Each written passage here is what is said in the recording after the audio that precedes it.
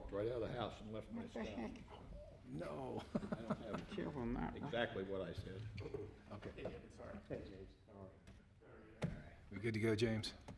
We are now. Okay. All right, good evening. We'll call tonight's meeting to order for June 7th, 2023. Mr. Metz, when you're ready, call the roll. Gary Gross. Here. Jim Hall. Todd Moore. Here. Christopher Ambergy. Here. Jerry Heidenreich. Here. David Cash. Here. Stephen Wanamaker. Here. You have quorum. Thank you. Join us in the Pledge of Allegiance. I pledge allegiance to the flag of the United States of America and to the republic for which it stands, one nation, under God, indivisible, with liberty and justice for all. All right, next on our minutes, next on our agenda is our meeting minutes from May the 3rd. I'm not sure if those were actually sent out, okay. No, I just kept it on there. Just Okay. next time. We'll skip that until our next meeting. Well, that moves us now to our case this evening. This is case number 723, a request by applicant Chi Rose for approval of an area and dimensional variance for the property located at 904 Crawford Street. Before we get started, Mr. Cash will swear in Mr. Metz. Oh, yes, I'm sorry. Do you solemnly swear that the testimony you're about to give before this board will be the truth, the whole truth, and nothing but the true self you got? I do. Good evening, BZA. Tonight, before us, we have a request by applicant Chichila Rose for an approval of an area and dimensional variance for the property located at 904 Crawford Street. The property is zoned R4 attached residential district. The variance requested is allowed for the creation of a non-conforming lot that would not meet the minimum site development standards set forth in the development code. The property is zoned R4 attached residential district. The purpose of the R4 attached residential district is to provide for moderate to high density residential development, generally located in the core area of the city that reflects the historic urban development pattern in and around downtown Middletown. As you can see here, this is 904 Crawford. This lot right here. It is both, these two buildings are within the R4 district. To the east, we have I-2, and to, I guess all around it is B2. The Middletown Development Code, Chapter 1204.10, Site Development Standards, states the minimum lot area at 9,000 square feet. The current parcel is approximately 5,101 square feet, so it's technically considered a non-conforming lot currently. And the applicant would like to reduce the front parcel to 0.08 acres or 3,484 square feet. And they would like to consolidate the back half of 904 Crawford with the adjoining parcel to accumulate up to 0.33 acres or 14,374.8 square feet. This would also allow for the building at 902 Crawford, I believe, to be all on one parcel after the consolidation. The parcel at 902 kind of wraps around. This dotted line is the property line. The Middletown Development Code, Chapter 1204.10, Site Development Standards states the minimum lot area at 9,000 square feet. You can see that here under minimum lot area, single-family dwelling. As I mentioned previously, the current parcel is approximately 5,100 square feet, so it is non-conforming as it is now. Per the Middletown Development Code, the requirement for legal notice for variance requests, meeting notice letters for the proposed variance were sent to all property owners contiguous and directly across the street or the public right-of-way, and no comments were received. I'll begin to read the area and dimensional variance review criteria. The following factors shall be considered and weighed by the BZA to determine practical difficulty. Whether special conditions or circumstances exist which are peculiar to the land or structure involved and which are not applicable generally to other lands or structures in the same zoning district. Example of such special conditions or circumstances are exceptional irregularity, narrowness, shallowness, or steepness of the lot, or agency to non-conforming or inharmonious uses, structures, or conditions.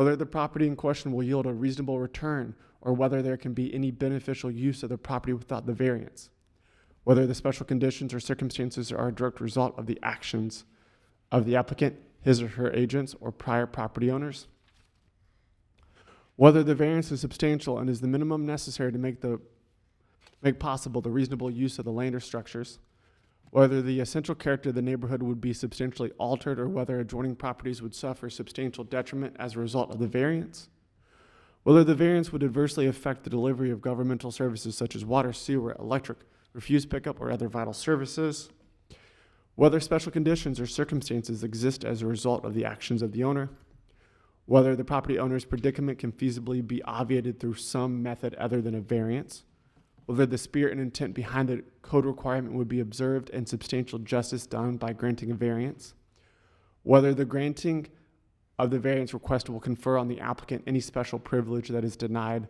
by this regulation to other lands, structures, or buildings in the same district.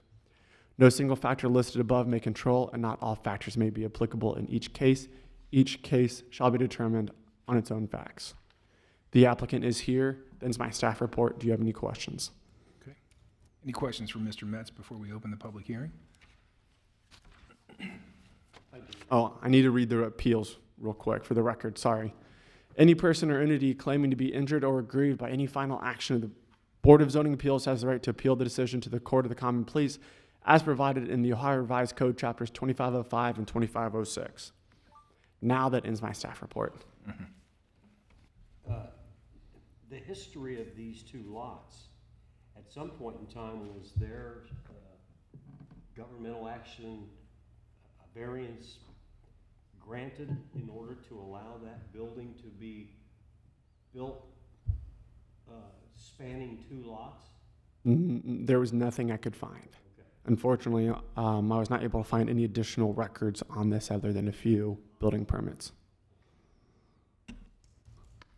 Any other questions for Mr. Metz? And Mr. Metz, you did say that currently the lot is non-conforming already, is that correct? That's correct. Well, I'll now open the public hearing. Anyone wishing to speak in favor of the variance, please come forward. Mr. Cash will swear you in. Raise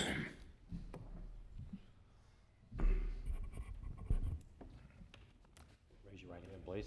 Do you solemnly swear that the testimony you're about to give before? That's okay, right hand's good enough. Do you solemnly swear that the testimony you're about to give before this board will be the truth, the whole truth, and nothing but the truth, so help you God? I do. And identify yourself. Chi Rose, 16 Alameda Circle, Middletown, Ohio. Should I pull this down? Or? Yes, please. I'm so short. This is a great property. I've owned it for almost 40 years, and I bought it in order to make the big building, 902, a daycare center. I'd been involved in childcare for several years up to that point. And we had PJ's Preschool Junction at that address for 17 years. And it was a great work. When I bought the building 40 years ago, the people that were in 904 had been there for decades, renting. The Feltners were their names. And Mr. Feltner, an old man, nice fella, bent down, tiny, came to my car in the parking lot and said, "Are you the one buying this property?" I said, "Yes." He said, "Are we going to have to move?" I said, "So you live in the little house?" He said, "Yes." And he was shaking. I said, "Well, I don't see any reason you'd have to move. I don't have a purpose for the house." And he said, "Well, we've lived here 50 years, raised our family." I said, "Oh my goodness, 3 kids." And I said, "Well, what kind of rent did you pay?" $50 a month. I said, "Well, Mr. Feltner, you can stay, and I'm not going to raise your rent." And they lived there for quite a long time. And we even tried, 30 years ago, to sell it to the Feltners. And they got approved for the loan. They were so excited.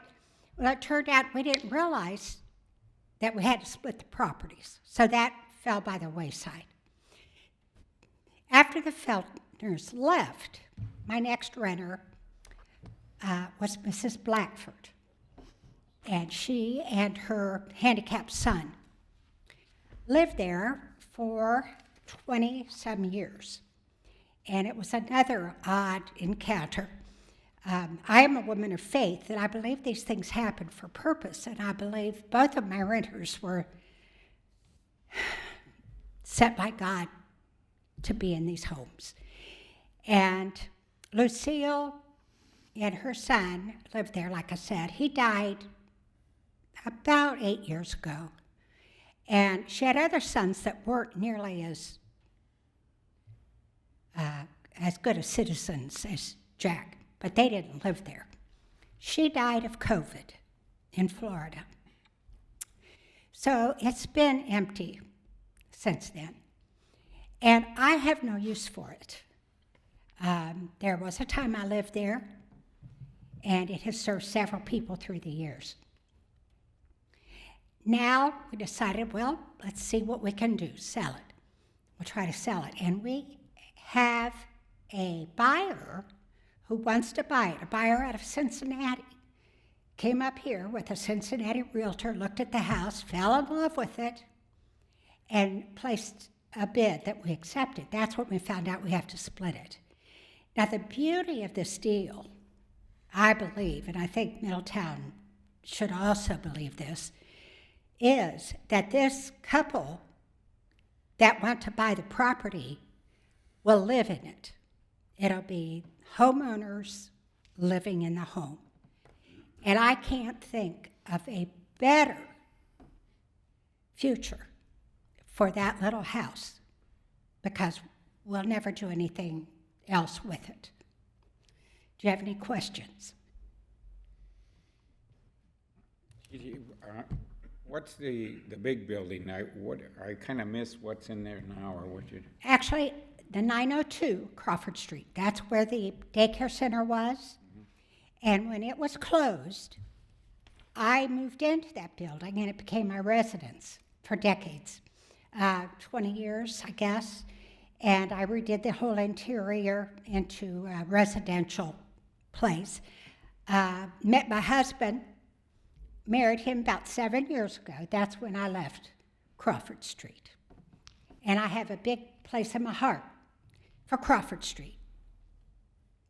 Right now there is a renter in 902 that's fantastic. I'm happy with that.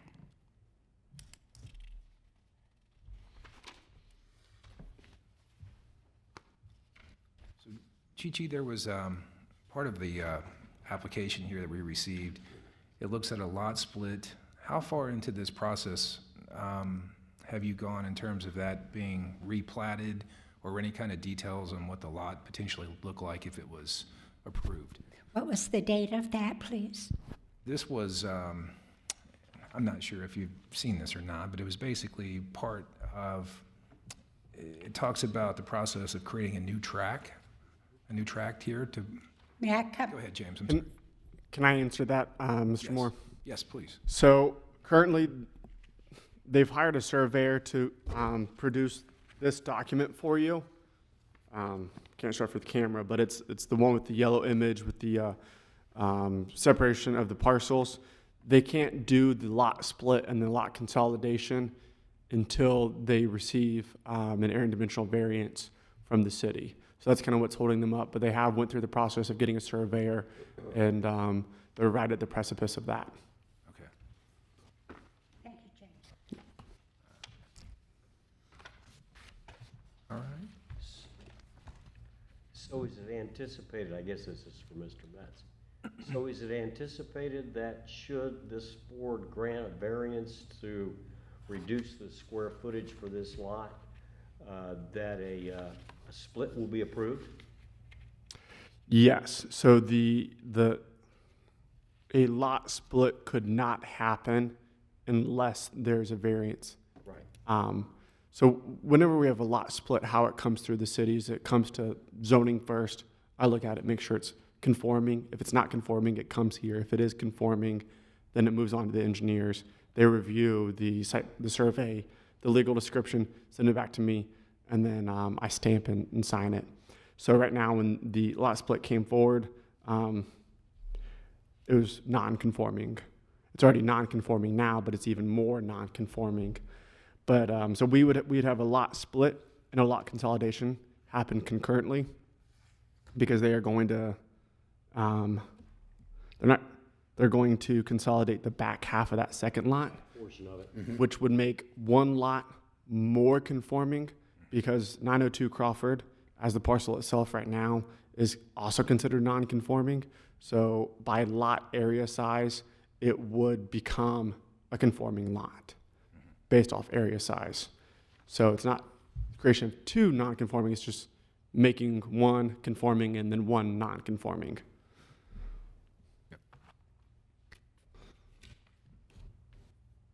Any other questions? Thank you very much.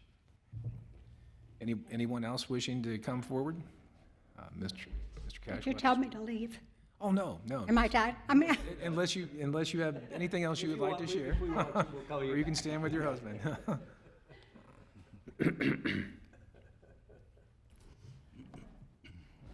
So you raise your right hand, please. Yes. You solemnly swear the testimony you're about to give before this board will be the truth, the whole truth, nothing but the truth, so help you God. I do. Thank you. Identify yourself, please. My name's John Hayda. I live with Chi Rose. We're married, 16 Alameda Circle in Middletown. On one of the earlier screens that you put up there, you had a list of factors that should weigh in the decision. And as I was reading those, I found that a number of them could apply here, particularly, and this backs up what Chi was saying, this property with homeowners living in it adds to that part of Crawford. There is, as you may know, what used to be the Third Base Cafe across the street. Next to it, there's a vacant lot where I believe there was an apartment building at one time. So they're just, and I'm not sure anyone lives at 900 right now. So we do have a renter in 902, the other property we own there, but having a family come in and own and live in 904 has to be a positive in this instance. I just wanted to add a little bit to Chi-Chi's narrative. Our last renter there, Lucille, passed away from COVID in December of 2021, and we spent pretty much all of 2022 working on making the house inhabitable, and that involved having the house cleared out, having to provide a better staircase to the basement. We had the whole place painted. We worked on the bathroom. We spent a good bit of money.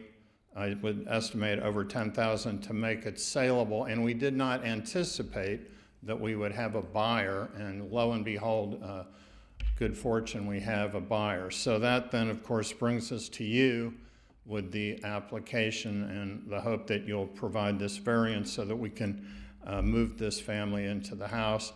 And it will also help us, I believe, in then finding something to do with 902, which is a large building that at one time provided, I think, Andy's Glass Shop. Where he is the one who brought us here, really, because he's the one who put the addition on. And my understanding is that he was able to do that at the time because he owned both properties.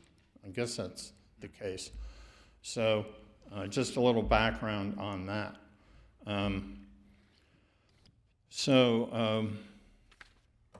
Lucille was our renter for, or Chi-Chi's renter for like a quarter of a century.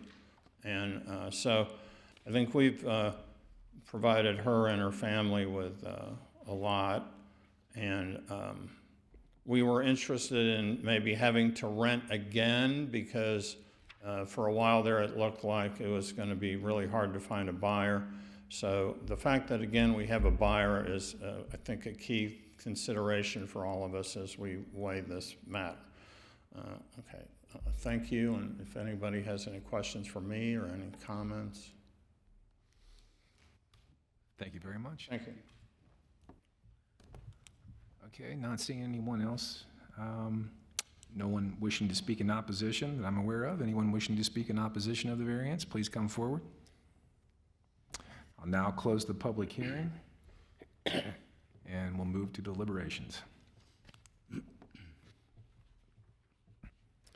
Well, I think it should qualify for a lot split and consolidation based on, was it factor A1? Special conditions exist peculiar to the land or structure involved, which are not generally applicable to other structures in the same zoning district, et cetera. And then also, the variance is substantial and the minimum necessary to make possible a reasonable use of the land and structures. And also, as was put in the application, there are a number of non-conforming lots in that area. So it's not like we're plowing new ground here. And I think it's a good use of it. Any other comments? Do we have a motion? So moved. Second. Okay. Mr. Metz?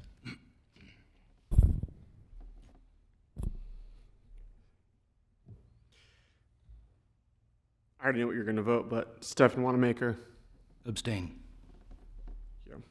David Cash, Yes. Jerry Heidenreich, Yes. Christopher Ambergy, Yes. Todd Moore, Yes. and Gary Gross. Yes. All right. Thank you very much.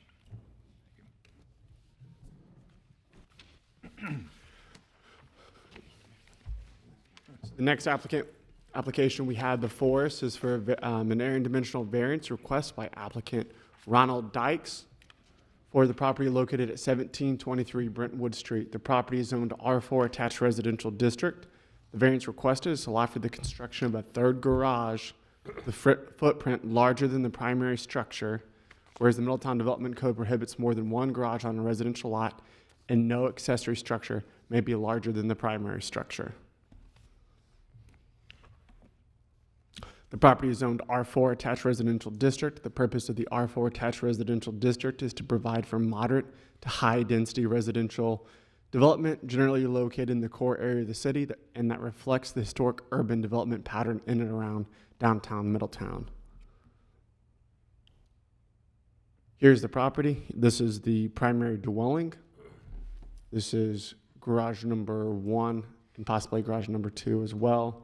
And then garage number 3 would be built on the adjoining parcel. Here's an image that illustrates that a little bit better. The Middletown Development Code, Chapter 1206-01, Accessory Uses and Structures. 11, Size Requirements C states, in no case shall any accessory building or structure have a larger footprint than the principal building. The Middletown Development Code, Chapter 1206-01, Accessory Uses and Structures 6, Detached Garages and Carports states, only, subsection A, only one detached garage or carport may be permitted on any single lot with a single-family dwelling, and B, attached and detached garages and carports shall be accessed by a paved driveway. On May 3rd, 2023, the Architectural Review Board approved a building material variance to allow for a garage to be built with metal siding. This has no influence on your, on whether you should vote one way or the other. This is just to allow you to know that they have been going through the process to get all the approvals, and the Architecture Review Board approved for them to build a garage larger than 200 square feet with a material that does not match the color or material of the primary dwelling. Per the Middletown Development Code, the requirement for legal notice for variance requests, meeting notice letters for the proposed variance were sent to all property owners contiguous and directly across the street. Any comments I received were forwarded to you. Would you like me to read the review criteria again? No. Okay. Not necessary. All right. I would like to read the appeals section of it. Any person or entity claiming to be injured or aggrieved by any final action of the Board of Zoning Appeals has the right to appeal the decision to the Court of Common Pleas as provided in the Ohio Revised Code Chapters 2505 and 2506. The applicant is present. That ends my staff report. Do you have any questions for me? Park Avenue, I think it's Park Street or Park, dead ends into the backyard there, kinda. Yes, and the question I have is, that's always been there for the lifetime of my living in Middletown, but I often wondered, is there any utility access of that street being extended at some point where there's maybe sewer lines underneath there or power lines that would be eventually underneath the proposed building if it's extended from the street? Not to my knowledge. And well, I noticed that they put a driveway on the other side and have a duplex or multifamily there. That's a different property. Yeah, I know. Okay. Well, it would be the same question, but they haven't built over the potentially extension of that street if you project it down. So I don't know what happened when they built it. So for this property here, they're not landlocked because they have access to this street. And then this property, their main access is through Brentwood here.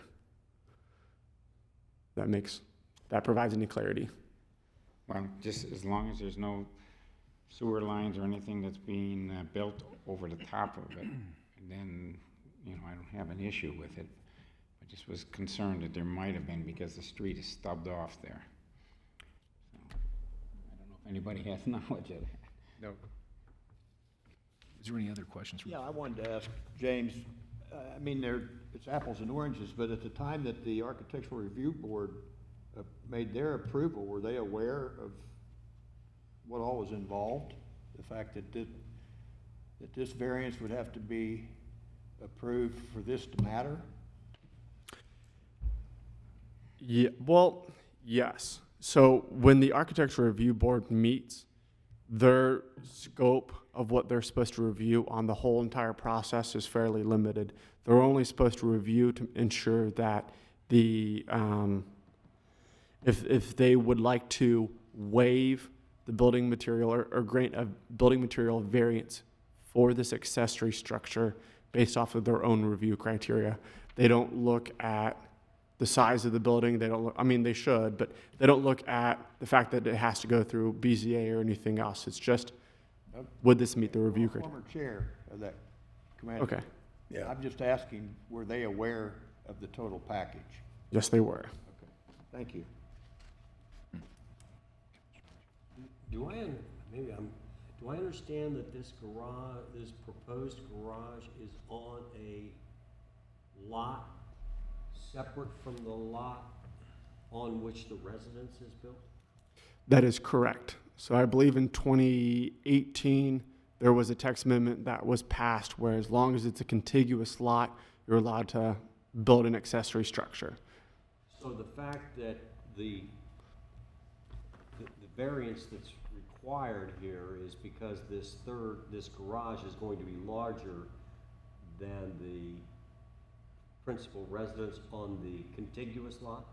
Correct. So if you kind of want to look at it like this, I would kind of just consider that this is one property now. And there's two variances that you would have to be granting. Well, one variance you'd be granting, but it would be for two different sections of the development code. One, that the accessory structure would be almost 3 times the size of the residential structure. That's the first one. No accessory structure is permitted to be larger than the primary dwelling. The second one is that there's already multiple accessory structures on the property, and that there's only one garage or carport permitted on a residential parcel. So the fact, one residential property. So the fact that it's 2 parcels doesn't matter. It's just those 2 aspects. That's what my question was, whether, since there's no residence technically on that lot on which this garage is proposed, because it's contiguous, that's what makes this variance required. Correct. So if I understand you correctly, it's the primary dwelling or primary structure is the residential home that's on the adjoining parcel. Exactly. Yep. Yeah, that's it. Thank you. In previous to 2018, a situation like this, they would have had to come through for a lot consolidation, which would have been approved because it's creating a larger lot. So it would meet the site development standards, but after 2018, we no longer require that because it can be costly. It can be $3 to $5 grand for a lot consolidation. There's a text amendment that went through about 5 years ago. Well, that raises another question then. Under the previous, and I know it's previous, so it really, but just from a thought process, under the previous zoning code, would this variance have been required if those lots had been consolidated?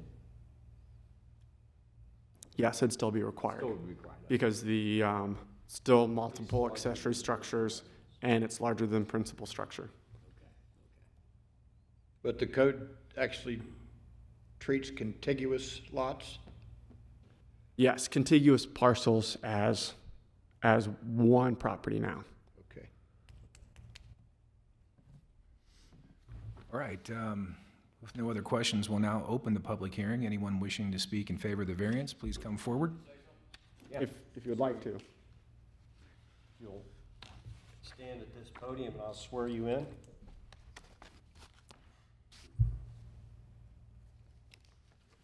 Raise your right hand. Do you solemnly swear that the testimony you're about to give before this board will be the truth, the whole truth, nothing but the truth, so help you God? Yes, And identify yourself if you would, sir. Ronald Dykes. The reason for the garage that I'm wanting to build, you see in that picture there, that white thing, that's my RV that I have covered. I'm wanting to build a garage and it has to be bigger than what my house is to get that RV in there, and it has to have a 14-foot door because the air conditioner's on top of the RV.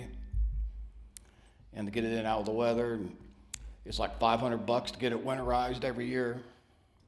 And then during the winter, I can come up here and clean it out and work on it and tinker with it if I need to.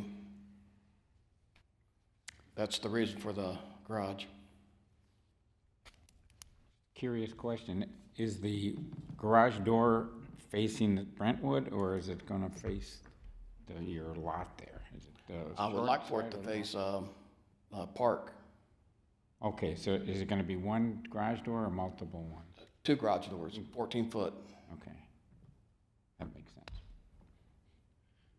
Mr. Dykes, I noticed in the application now, are you renting this property, or are you the occupant currently? Or do you own this property and live in the I own the property currently? property, Okay, but I rent the house. you rent the house? Yes. So the RV would be your RV, although you're renting that to someone else as the principal structure of the home, Yeah, correct? you can't see it, but there's a gate there where the garage is, so that they can't come in the back, the renters. So they have a garage, and then I have a 2-car garage too. So I got a garage and they got a garage right now. Then I bought that other lot so I could build a bigger garage for my RV. Okay. Now, I want to bring your attention to, and you can see this up here, one of the challenges that we run into, and you can see in this very first part here of the code, in no case shall any accessory building or structure have a larger footprint than the principal building. So I looked at the principal building. The principal building, the home that we're referring to, is 858 square feet, according to Zillow. Yes. What you're proposing here in terms of square footage, what exactly are you proposing? Obviously, we see that it's larger, but have you had renderings for what you're proposing? We haven't seen square footage on your building. To put my RV in, it's 35 foot. So I was building a 60-foot long building that gives me space in the back and space in the front of it. Mm-hmm. There'll be insulated garage, it'll be heated. But in terms of us reviewing our criteria for our hardship, the reason we're here tonight, you're in an R4 residential district, and you're proposing a very large structure in the back of the principal building, the home that you're currently renting. Yes. That's one of the challenges that we run into here. And I'll be honest, that's where I'm struggling with this particular, because I can't see any other examples where we, in this particular area, where this would be would be granted. I think it's a unique lot where you're at, but whether or not, that's my struggle, is that what you're proposing certainly, and this would apply to all accessory structures across the city, that what you're proposing is much larger than the principal building itself.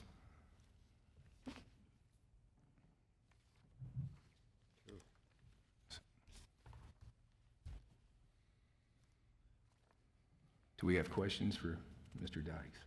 No, I think you've covered it.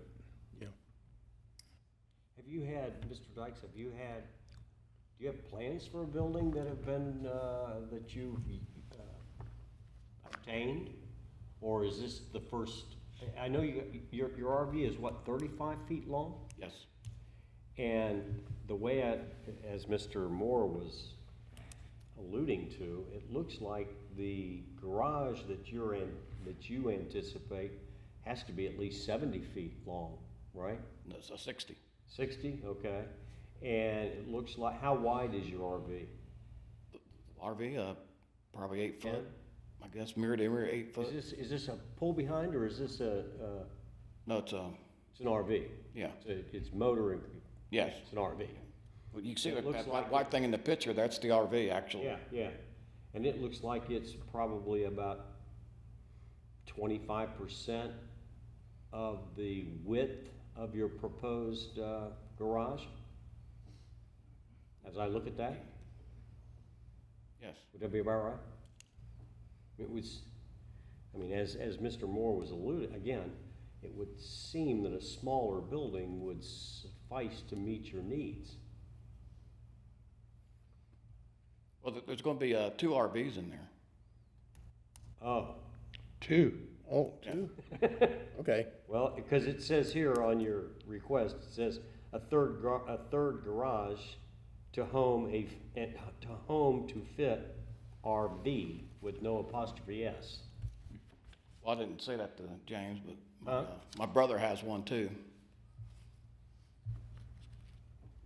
Okay. Any other questions from Mr. Dykes before we ask anyone else if they wish to speak in favor? Thank you. Thank you, sir. Anyone else wish to speak in favor of the variance, please come forward. Anyone wishing to speak in opposition, please come forward. Okay, I'll now close the public hearing and we can move to deliberations. Well, just as I've referenced here before, I think one of the challenges, I certainly understand you have a large lot, we have a large lot, while it may seem convenient, at least, to be able to put something there, 2 large RVs, whether or not that we can meet convenience under the code, I would argue that we cannot. If you look at our current standards, certainly when we look at, I believe that was what, 1201C, again, part of that is we're going to have 2 large RVs parked where the principal structure is smaller than what's being proposed. That's one of the main problems that I have here with this particular request. And then we could also take comments in terms of whether we're in the hardship criteria. We'd like to, if anyone would like to point those out as well. Well, as I see it, Todd, I mean, the structure is bigger than the house, fine. But the lot is bigger than a standard lot there, and I have a gut feel that, you know, it's probably related, in my mind, it's related to the size of the lot as much, even though the zoning code doesn't anticipate a situation like this. Yeah. And I am familiar with that area, and to me, it's not a detriment what he's proposing. In fact, it's better than him parking. He looks like he has cars and all kinds of stuff back there. I feel a little bit bias against just the open parking that he's got on that back corner there. I can't tell what kind of barrier he's got there to the backyard of the adjacent house, but I don't know, I'm not opposed to this. Yeah, I'm not opposed to it because of the size of the lot that he's using, and, you know, we debate stuff on there that isn't a building. You know, this isn't he's not proposing a temporary situation. I've already stated I was concerned that the street may have some sort of right-of-ways or something that's hidden somewhere that could surface once he builds over the top of it. If that's not the case, I feel that, you know, he's put a lot of effort into this thing. It's not a detriment to anybody in the area, so I'm not opposed against this situation. Now, as far as the justification is on whatever, I'm not sure I know how to address that area.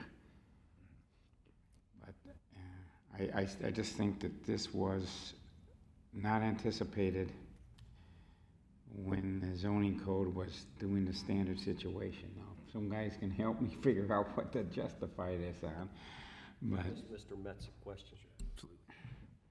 As that RV or two RVs would sit on that lot covered like Mr. Dykes currently has them, is that a violation of any of Middletown's zoning code provisions? For major recreational equipment, as long as it's on a impervious surface and it's drivable, it's in good repair, it'd be permitted to be in the backyard. The garage is not necessary. Now, one thing I wanted to mention, I don't know if you've ever seen it, but if you go over on Courier, there is a house over there that built a giant RV garage some years ago. That's probably been 10 years ago. And I don't know the particulars of that one as to why it was allowed, but there is a precedent, I guess. There is not a precedence. No matter any previous case you have ever approved, you do not set a precedent. Well, okay, all right. That's That it was We'll talk approved. about that another time. Yeah, Yeah. it was approved by somebody at some point. That's something that I want to have council back someday and talk about that.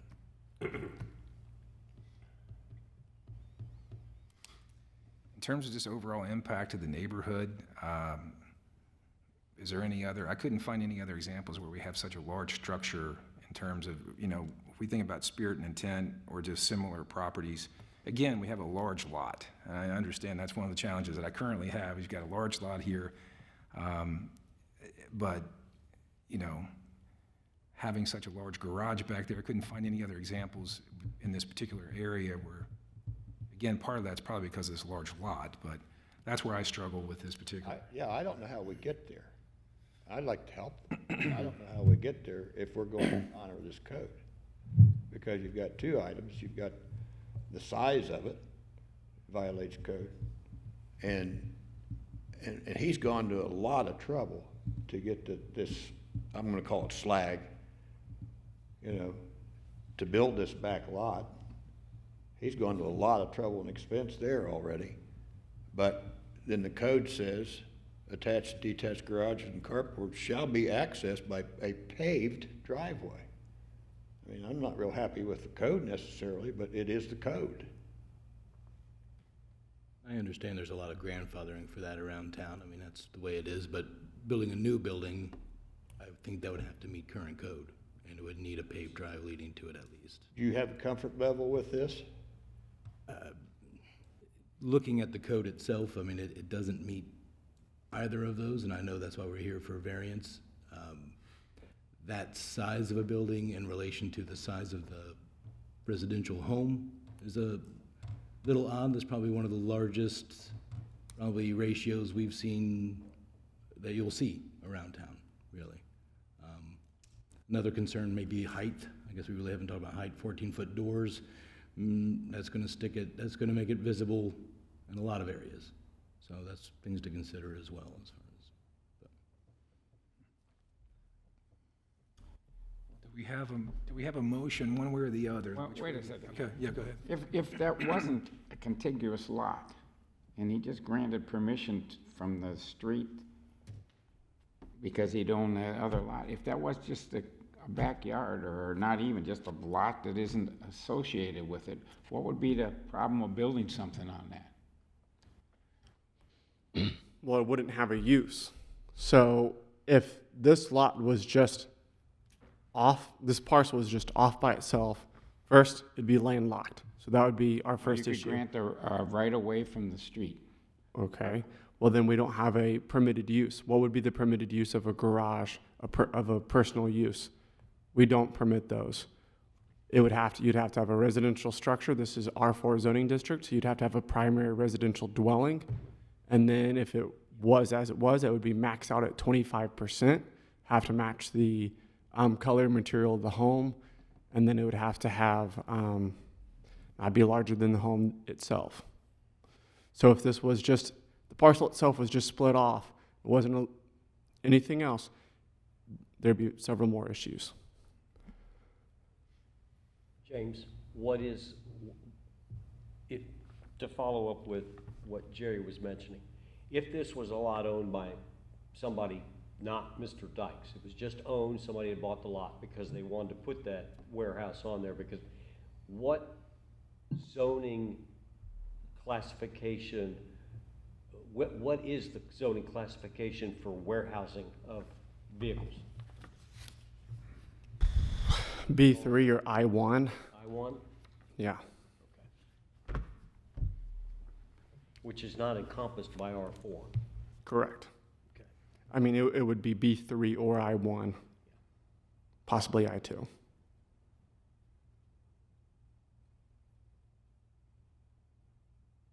Any other comments? It's just another, and now this is worse than the usual nut to crack, really.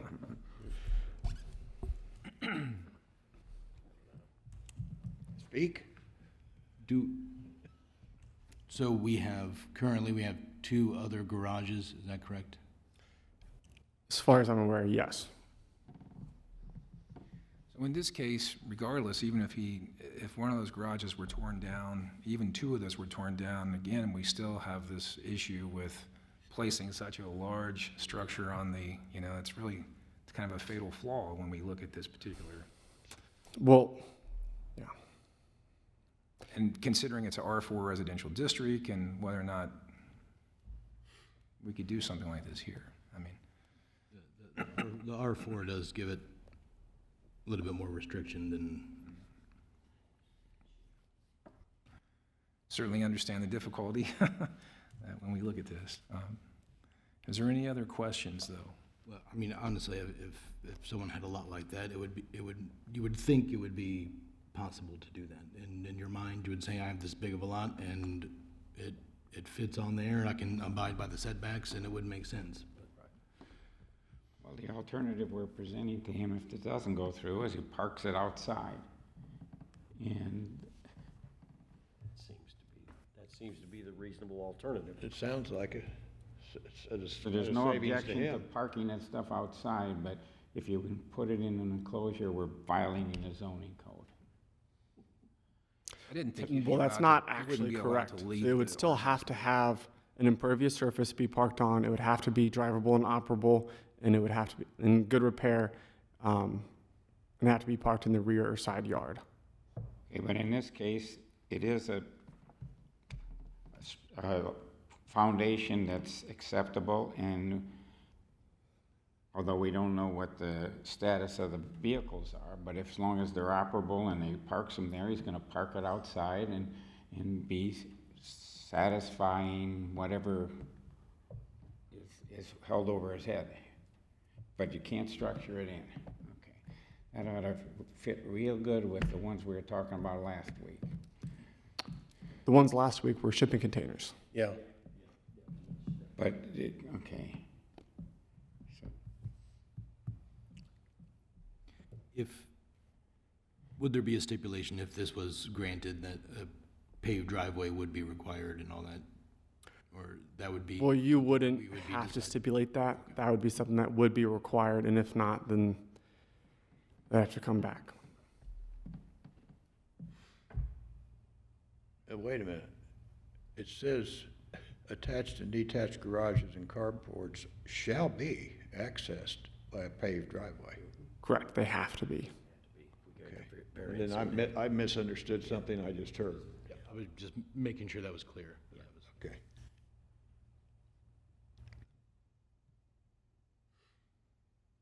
It's just too far reach, guys. I mean, I'm sorry, but it's too far reach for me.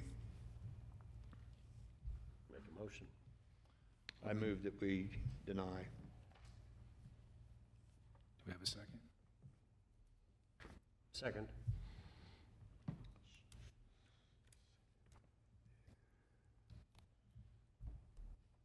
Okay, Gary Gross, Yes. Todd, yes to deny, Todd Moore, Yes to deny. Chris Rambergy, Yes. Jerry Heidenreich, Abstain. David Cash, Yes. and Stefan Wanamaker. Yes. Okay. Takes us to our next section, which is new and old business. I'll send you an outcome letter. Okay. Thank you. New and old business. So last month, Mr. Gross, you asked me to talk to the development committee regarding shipping containers and seeing if the city would be interested in pursuing a text amendment for that. Yeah. I talked to the development committee, and at this point in time, staff is not interested in pursuing a text amendment to allow shipping containers on either residential or commercial properties. Well, the problem I see is that, like was pointed out by the applicant last month, was that there's a bunch of these around town that are being used. I saw up there at Marshall High School, there's 3 of them outside Marshall High School, all lined up in a row. It's by that car wash up there. Correct. They had a contract for a short period of time, and they are actually going to remove those and instead place several different accessory structures. Okay. But I know there's others besides that around town. And he was right. If we're gonna apply this rule, it's gotta be consistent. Well, and to add to that, my one confusion is that with that, the industrial zoning is not allowed to use shipping containers for storage, which I find that confusing, but Yeah, me too. that would be the one, I would think, switch that would make sense. But is that something that could be revisited in the future, something that would, can we ask you to bring it up to him every time we meet? Please don't. No, yeah. So industrial areas, especially when they're distribution centers, because distribution centers are permitted within the I-1, I-2 zoning districts, they are permitted to have shipping containers there for temporary status, which I forget off the top of my head right now, but it's for several weeks. Or, It's you like know, 90 days, I I think. think it's like 90 days, yeah. They can have a shipping container if it's moved in. For example, let's say, you know, our largest I district has shipping containers come in and out. That was one of the properties that they mentioned. Well, those shipping containers come in, they're not there for more than 2 weeks, then they're picked up and moved again. So they are used as temporary structures. What the applicant was stating and what Mr. Gross asked me to have was to allow shipping containers to be permanent structures. And at this point in time, staff does not support that. I get it. And At this point in time, it'll come. well, and I see what Gary was saying. The problem that enforcement has, obviously, and this is typical across the board, is that if you've got violators, it takes code enforcement citations. I mean, this is not a, unfortunately, because the wheels of justice do grind very slowly. This isn't a situation where the city can come in and say, you're beyond the temporary status, and hook them up and take them off. No. You can't do it. So it requires, it requires that due process application in order to find that they're in violation, and it's just, it's just, anyway. I got a question on that. What did we say about wheeled containers, like trucks? That, you know, the trailers of the trucks being parked on lots like that. What do we call that? Is it got the temporary qualification It would there? fall under the same section. It's in the same section of the development code. It still has, for like commercial uses in certain districts, it's permitted up to 90 days. For residential, it's, I think, 14 days. Well, there's So- places not, that have multiple trailers on it that, I don't know who is gonna know which trailers are moved and which ones aren't. Is if there's 10 trailers out there, is the code speak to all 10 of them having to be gone in that period of time? Or is it each one is individually treated for 90 days?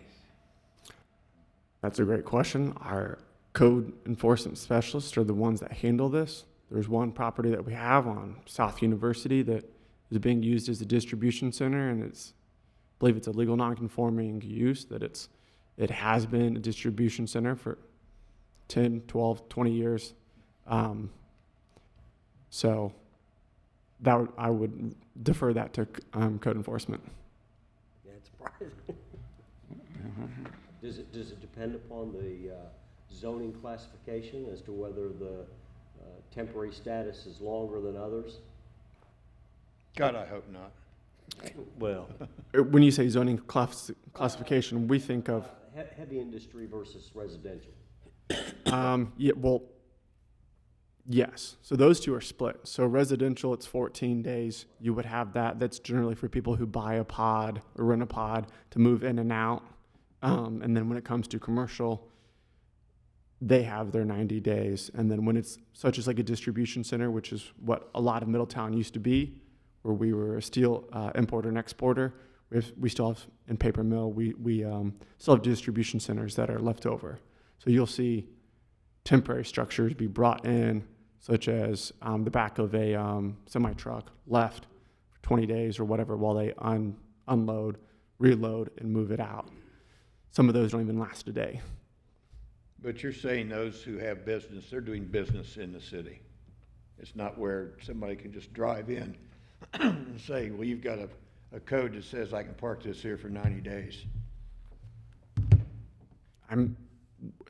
We do have new businesses such as retail businesses that have parked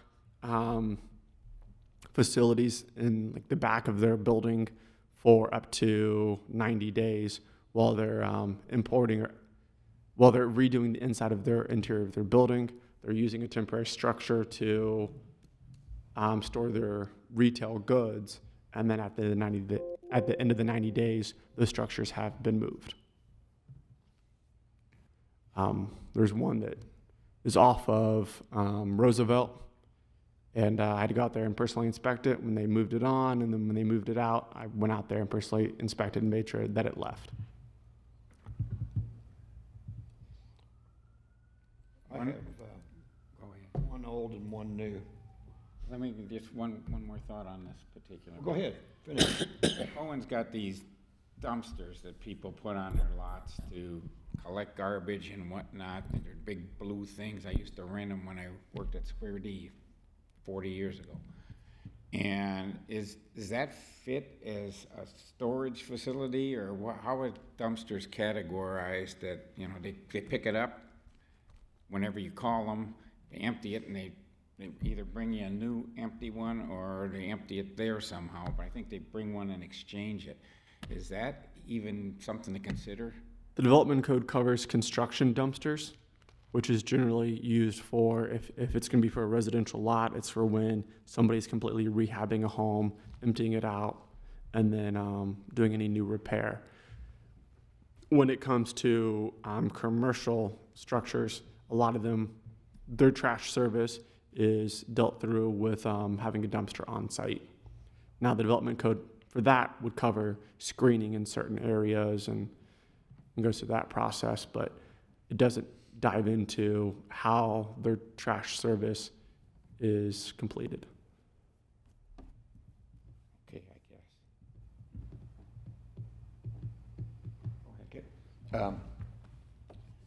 The old one is that I called you a couple Fridays ago and I didn't get a return call, so I would appreciate it if you will return my calls. Okay. And the reason, since I didn't get to talk to you then, I'll have a new item to mention. I received a phone call and someone said that the owner of the, I keep going blank on it, the old Barnes Bank, Windermere? Windermere, thank you, had made a comment to them that they were very upset with the city, that I know that our board passed the request by the doctor to go in there. McClure, yeah, we granted that. And then, has the city taken that to court and overridden it? No. Okay, that's how long our phone call would have been. Thank you. Just to give you guys a scope, I usually get between 50 to 60 phone calls a day and 25 to 30 voicemails.